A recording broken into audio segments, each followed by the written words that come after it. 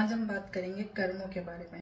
तो मेनली 3 तरह के कर्म होते हैं, एक संचिता कर्म, एक प्रारब्ध कर्म और एक आगामी कर्म। डिफरेंस क्या है? संचिता कर्म तो होता है हमारे पिछले जन्मों का सारा पाप और पुण्य मिला के जो बनता है वो कर्म। प्रारब्ध कर्म होता है जो संचिता कर्म है, जो हमारे पिछले जन्मों का पाप और पुण्य मिला के जो कर्म बना है, उन कर्मों में से जो हम इस जन्म में फेस कर रहे हैं वो सारे कर्म होते हैं प्रारब्ध कर्म। और आगामी कर्म होता है आपके आज के एक्शन से बनने वाले कर्म। कर्म में लोग सोचते हैं कि जो हमारे एक्शंस है वही कर्म होते हैं, लेकिन नहीं। कर्म में मेनली 3 चीजें होती है, मन, कर्म और वचन।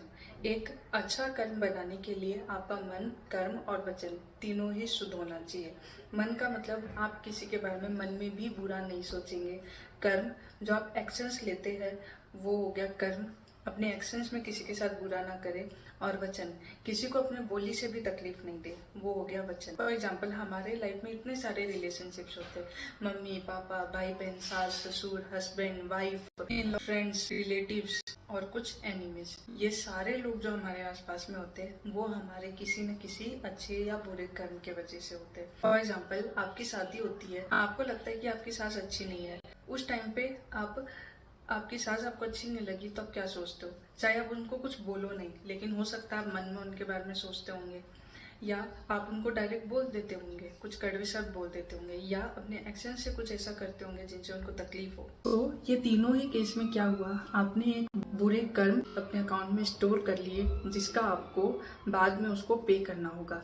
अब ये चीज आपको आज ही नहीं आएगा, प्रैक्टिस से आपको लाना पड़ेगा कि हमारे लाइफ में जो भी होता है अच्छा या बुरा, सब हमारे ही कुछ अच्छे बुरे कर्मों की वजह से ही होता है। तो अगर आपको लगता है हमारे लाइफ में कुछ बुरा हो रहा है, कुछ अच्छा हो रहा है, या हमारे आसपास के लोग अच्छे नहीं है, हमारे आसपास के हमारे कुछ रिश्ते हैं जो कि अच्छे नहीं है, तो अपने आप को इतना अवेयर बनाए कि ये मेरे ही कुछ अच्छे या बुरे कर्म हैं जिनके वजह से मुझे ये रिश्ता मिला है, और ना कि उनके बारे में मन, कर्म या वचन से कुछ बुरा करके और उनके साथ कर्म जोड़ने के बजाय आप उस चीज को लेट गो करें, इग्नोर करें, ताकि उनके साथ जो भी आपका बैड कर्म है वो बिल्कुल जीरो हो जाए और आप उस कर्म से निकल के मूव ऑन कर सके।